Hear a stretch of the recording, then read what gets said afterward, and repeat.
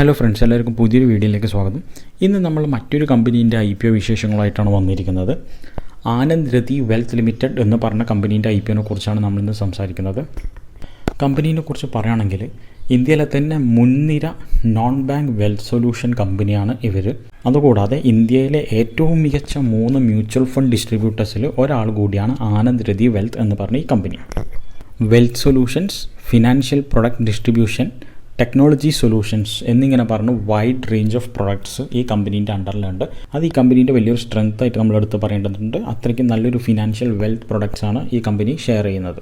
കമ്പനിയുടെ flagship private wealth vertical വഴിയാണ് കമ്പനിയുടെ സർവീസസ് പ്രൊവൈഡ് ചെയ്യുന്നത്. 2021 ഓഗസ്റ്റ് 31 വരെയുള്ള കണക്ക് പ്രകാരം 294.72 ബില്യൺ അസറ്റ് അണ്ടർ മാനേജ്മെൻറ്റ് ഈ കമ്പനീൻ്റെ അണ്ടറിലുണ്ട്. നിലവിലത്തെ കണക്ക് പ്രകാരം ഏകദേശം 6564 ആക്റ്റീവ് ക്ലയൻറ്റ് ഫാമിലീസ് കമ്പനിക്കുണ്ട്. ഈ ക്ലയൻറ്റ് ഫാമിലീസിൻ്റെ നമ്പർ നമ്മൾ എടുക്കുമ്പോൾ തന്നെ കമ്പനീൻ്റെ ഒരു കാലിബർ എത്രയാണെന്ന് നമുക്ക് മനസ്സിലാക്കാൻ പറ്റും. പിന്നെ നമ്മൾ തൊട്ട് മുമ്പ് പറഞ്ഞ പ്രൈവറ്റ് വെൽത്ത് എന്നൊരു വെർട്ടിക്കൽ അല്ലാതെ കമ്പനിക്ക് 2 ടെക്നോളജി ബേസ്ഡ് ബിസിനസ് വെർട്ടിക്കൽ കൂടിയുണ്ട്. ഒന്ന് ഡിജിറ്റൽ വെൽത്താണ്, രണ്ടാമത്തത് ഓംനി ഫിനാൻഷ്യൽ അഡ്വൈസസ് എന്ന് പറയുന്നൊരു വെർട്ടിക്കലാണ്.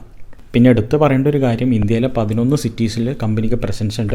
കമ്പനിയുടെ ഡിജിറ്റൽ പ്രൊഡക്ട്സിൻ്റെ വെൽത്ത് പ്രൊഡക്ട്സിൻ്റെ സെല്ലിംഗ് അത്രയ്ക്ക് സ്ട്രോങ് ആയിട്ട് തന്നെയാണ് രാജ്യത്ത് നടന്നുകൊണ്ടിരിക്കുന്നത്. നമ്മൾ തൊട്ട് മുമ്പ് പറഞ്ഞ പോലെ വളരെ വൈഡായിട്ടുള്ളൊരു പ്രൊഡക്റ്റ് പോർട്ട്ഫോളിയോ ആണ് കമ്പനിക്കുള്ളത്. നമ്മൾ തുടക്കത്തിൽ പറഞ്ഞിട്ടുണ്ടായിരുന്നു മ്യൂച്വൽ ഫണ്ട് ഡിസ്ട്രിബ്യൂട്ടറിൽ രാജ്യത്തെ ആദ്യ 3 സ്ഥാനങ്ങളിൽ ഈ കമ്പനിയുണ്ട്.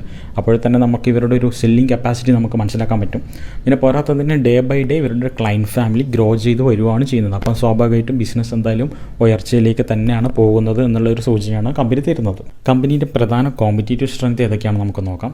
ഒന്നാമത്തെ സ്ട്രെങ്ത് ആയിട്ട് പറയുന്നത് കമ്പനി പ്രധാനമായിട്ടും അണ്ടർസേർവ്ഡ് ആയിട്ടുള്ള HNI സെഗ്മെൻറ്റിന് വേണ്ടിയിട്ടുള്ള സർവീസുകളിൽ ഫോക്കസ് ചെയ്തിരിക്കുന്നു എന്നുള്ളതാണ്.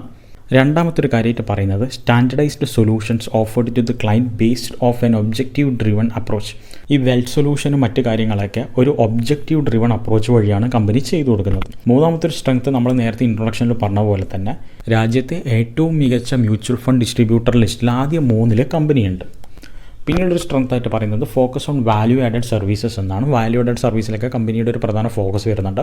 അടുത്തൊരു സ്ട്രെങ്ത് ആയിട്ട് പറയുന്നത് attracting and retaining talent through an entrepreneurial work culture എന്നാണ്. ഈ ഒരു വർക്ക് കൾച്ചർ വഴിയാണ് ഇവർ ടാലൻസിനെയും മറ്റ് അക്വിസിഷനും കാര്യങ്ങളൊക്കെ കമ്പനിക്ക് വേണ്ടി നടത്തുന്നത്. അടുത്തൊരു സ്ട്രെങ്ത് ആയിട്ട് പറയുന്നത് യൂണിക് മാർക്കറ്റിംഗ് ആക്ടിവിറ്റീസ് ഇനീഷ്യേറ്റീവ്സ് എന്നാണ്. സെയിൽസ് ആൻഡ് മാർക്കറ്റിംഗിൽ മാർക്കറ്റിംഗ്, ബ്രാൻഡിംഗ് എന്നീ കാര്യങ്ങളിലൊക്കെ കമ്പനിയുടേതായ ഒരു യൂണിക് അപ്രോച്ചും മെത്തേഡ്സുകളൊക്കെ ഉണ്ട്. ഒബ്ജക്ട്സ് ഓഫ് ദ ഇഷ്യൂ എന്ന് പറഞ്ഞിട്ട് കമ്പനി ഒറ്റ കാര്യമാണ് പറയുന്നത്. അതായത് കമ്പനി സ്റ്റോക്ക് മാർക്കറ്റിൽ ലിസ്റ്റ് ചെയ്യുന്നത് കൊണ്ട് ഉള്ള നേട്ടങ്ങൾ നേടാൻ വേണ്ടി മാത്രമാണ് കമ്പനി സ്റ്റോക്ക് മാർക്കറ്റിലേക്ക് വരുന്നത്. നമ്മൾ തൊട്ട് മുമ്പ് ടേഗ ഇൻഡസ്ട്രീസിൻ്റെ IPOയിൽ പറഞ്ഞ പോലെ തന്നെ ഒരു കമ്പനി സ്റ്റോക്ക് മാർക്കറ്റ് ലിസ്റ്റ് ചെയ്യുന്നത് കൊണ്ട് ആ കമ്പനിക്ക് പല നേട്ടങ്ങളുണ്ട്. വളരെ ചെറിയ ഏറ്റവും കോമൺ ആയിട്ടുള്ള കാര്യം, അതായത് ബ്രാൻഡ് നെയിം ഉയർത്തുക അല്ലെങ്കിൽ ആ കമ്പനീൻ്റെ നിലവാരം ഉയർത്തുക എന്നൊരു കാരണം മുതൽ ലിക്വിഡിറ്റി പോലുള്ള കാരണങ്ങൾ വരെ ഇതിലുണ്ട്. അപ്പോൾ അത് വളരെ ഡീറ്റെയിൽ ആയൊരു ടോപ്പിക് ആയതുകൊണ്ട് നമ്മളിവിടെ അത് കൂടുതൽ ഡിസ്കസ് ചെയ്യുന്നില്ല. എന്നിരുന്നാലും ചുരുക്കി പറയുകയാണെങ്കിൽ ഒരു കമ്പനി സ്റ്റോക്ക് മാർക്കറ്റിൽ ലിസ്റ്റ് ചെയ്യുന്നതുകൊണ്ട് ആ കമ്പനിക്ക് ഒട്ടനേകം നേട്ടങ്ങൾ, ലിസ്റ്റ് ചെയ്യപ്പെടാത്തൊരു കമ്പനീനെ കാട്ടിയും ഒട്ടനേകം നേട്ടങ്ങൾ ആ കമ്പനിക്ക് നേടാനുണ്ട്. നമ്മളിപ്പോൾ സ്ക്രീനിൽ കാണുന്നത് ആനന്ദ് രതി IPOയുടെ ടൈം ടേബിളാണ്. ഡിസംബർ 2-ാം തീയതിയാണ് IPO ഓപ്പൺ ചെയ്യുന്നത്. IPO ക്ലോസ് ചെയ്യുന്നത് ഡിസംബർ 6-ാം തീയതി. ബേസിസ് ഓഫ് ദ അലോട്ട്മെൻറ്റ് നടക്കുന്നത് ഡിസംബർ 9-ാം തീയതി. ഇനീഷ്യേഷൻ ഓഫ് റീഫണ്ട്സ് നടക്കുന്നത് ഡിസംബർ 10-ാം തീയതി. Credit of shares to the demat account നടക്കുന്നത് ഡിസംബർ 13-ാം തീയതി. IPO ലിസ്റ്റിംഗ് ഡേറ്റ് വരുന്നത് ഡിസംബർ 14-ാം തീയതിയാണ്. 660 കോടി രൂപയുടെ ഇഷ്യൂ സൈസുമായിട്ടാണ് കമ്പനി IPO മാർക്കറ്റിലേക്ക് വരുന്നത്. അതിൽ 660 കോടി രൂപയുടെ മുഴുവൻ ഇഷ്യൂ സൈസും ഓഫർ ഫോർ സെയിൽ വഴിയാണ് നടക്കാൻ പോകുന്നത്.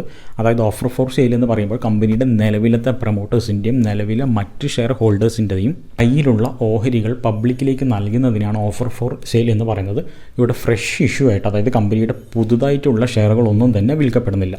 അത് നമ്മൾ തൊട്ട് മുമ്പ് നേരത്തെ പറഞ്ഞതുപോലെ ഒബ്ജക്റ്റീവിലൊരു കാര്യം പറഞ്ഞതുപോലെ ഒരു കമ്പനി സ്റ്റോക്ക് മാർക്കറ്റിൽ ലിസ്റ്റ് ചെയ്യുന്നത് കൊണ്ടുള്ള ഒരു നേട്ടമാണ് കമ്പനിയുടെ നിലവിലുള്ള ഓഹരി ഉടമകളുടെയും പ്രൊമോട്ടേഴ്സിൻ്റെയൊക്കെ കയ്യിലുള്ള ഓഹരികൾ പബ്ലിക്കിലേക്ക് കൊടുക്കാമെന്നത് ഒരു നേട്ടമാണ്.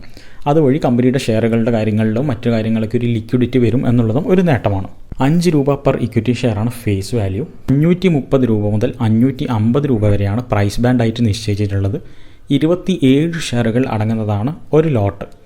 എംപ്ലോയി ഡിസ്കൗണ്ട് ആയിട്ട് 25 രൂപ നിശ്ചയിച്ചിട്ടുണ്ട്. IPOയുടെ മിനിമം ആപ്ലിക്കേഷൻ എന്ന് പറയുന്നത് ഒരു ലോട്ടാണ്. നമ്മൾ ഒരു ലോട്ടെങ്കിലും അപ്ലൈ ചെയ്തിരിക്കണം. ഒരു ലോട്ടിൽ 27 എണ്ണം ഷെയറുകളാണ് ഉണ്ടാവുക. അപ്പോൾ നമ്മുടെ മിനിമം ആപ്ലിക്കേഷന് വേണ്ട മിനിമം ആപ്ലിക്കേഷൻ എമൗണ്ട് എന്ന് പറയുന്നത് 14,850 രൂപയാണ്. മാക്സിമം റീറ്റെയിൽ ആപ്ലിക്കേഷൻ എന്ന് പറയുന്നത് 13 ലോട്ടുകളാണ്. 13 ലോട്ടിൽ 351 എണ്ണം ഷെയറുകൾ ഉണ്ടാവും. അപ്പോൾ മാക്സിമം റീറ്റെയിൽ ആപ്ലിക്കേഷനായ 13 ലോട്ടുകൾ അപ്ലൈ ചെയ്യാൻ വേണ്ട മാക്സിമം ആപ്ലിക്കേഷൻ എമൗണ്ട് എന്ന് പറയുന്നത് 1,93,050 രൂപയാണ്.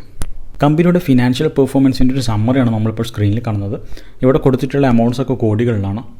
2019, 2020, 2021 ഫിനാൻഷ്യൽ ഇയറുകളിലെ ഫിനാൻഷ്യൽ പെർഫോമൻസിൻ്റെ ഒരു സമ്മറിയാണ് ഇവിടെ കൊടുത്തിട്ടുള്ളത്. അതിൽ നമുക്ക് റവന്യൂ, എക്സ്പെൻസ്, നെറ്റ് ഇൻകം എന്നിവ കാണാൻ പറ്റും. അതിലെ മൂന്നാമത്തെ റോ ആയ നെറ്റ് ഇൻകം നമുക്കൊന്നിവിടെ കൺസിഡർ ചെയ്യാം. 2019 ഫിനാൻഷ്യൽ ഇയറിൽ നെറ്റ് ഇൻകം 58.2 കോടി രൂപയായിരുന്നു.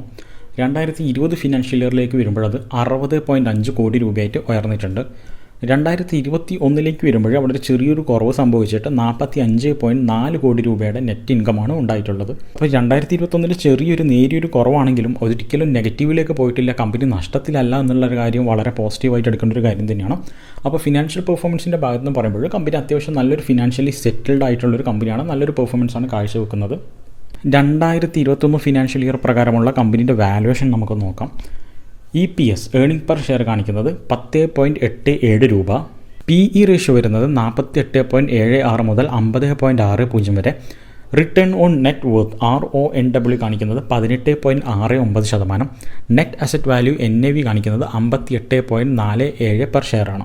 IPOയുടെ റിസർവേഷൻ പാറ്റേൺ നോക്കുകയാണെങ്കിൽ QIB ക്വാളിഫൈഡ് ഇൻസ്റ്റിറ്റ്യൂഷണൽ ബൈസിന് വേണ്ടിയിട്ട് 50%, റീറ്റെയിൽ ഇൻവെസ്റ്റേഴ്സിന് വേണ്ടിയിട്ട് 35%, NII നോൺ ഇൻസ്റ്റിറ്റ്യൂഷണൽ ഇൻവെസ്റ്റേഴ്സിന് വേണ്ടിയിട്ട് 15% ഓഹരിയാണ് റിസർവ് ചെയ്ത് വെച്ചിരിക്കുന്നത്. കമ്പനിയുടെ പ്രൊമോട്ടേഴ്സ് ലിസ്റ്റ് നോക്കുമ്പോൾ ആനന്ദ് രതി, പ്രദീപ് ഗുപ്ത, ആനന്ദ് രതി ഫിനാൻഷ്യൽ സർവീസസ് ലിമിറ്റഡ് എന്നിവരാണ് കമ്പനിയുടെ പ്രൊമോട്ടേഴ്സ് ആയിട്ടുള്ളത്. IPOയുടെ പ്രൊമോട്ടർ ഹോൾഡിംഗ് പാറ്റേൺ നോക്കുകയാണെങ്കിൽ പ്രീ ഇഷ്യൂ ഷെയർ ഹോൾഡിംഗ് കാണിക്കുന്നത് 74.73%. അത് പോസ്റ്റ് ഇഷ്യൂ ഷെയർ ഹോൾഡിങ്ങിലേക്ക് വരുമ്പോൾ 48.82% മാറുന്നത്. 4 പേരാണ് ആനന്ദ് രതി IPOയുടെ ലീഡ് മാനേജേഴ്സ് ആയിട്ടുള്ളത്. Anand Rathi Securities Limited, BNP Paribas, Equirus Capital Private Limited, IIFL Securities Limited. ഇവർ 4 പേരുമാണ് ആനന്ദ് രതി IPOയുടെ ലീഡ് മാനേജേഴ്സ് ആയിട്ടുള്ളത്. Link Intime India Private ലിമിറ്റഡാണ് IPOയുടെ രജിസ്ട്രാർ ആയിട്ടുള്ളത്. അപ്പോൾ ഇത്രയും കാര്യങ്ങളാണ് നമുക്ക് ആനന്ദ് രതി വെൽത്ത് എന്ന് പറഞ്ഞ ഈ കമ്പനീൻ്റെ IPOനെ കുറിച്ച് നമുക്ക് പറയാനുള്ളത്. അത്യാവശ്യം ഭേദപ്പെട്ട ഒരു ബിസിനസ് മോഡലുള്ള ഭേദപ്പെട്ടതായിട്ട് തന്നെയുള്ളൊരു ഫിനാൻഷ്യൽ പെർഫോമൻസ് ഒക്കെ ഉള്ളൊരു കമ്പനി തന്നെയാണ്.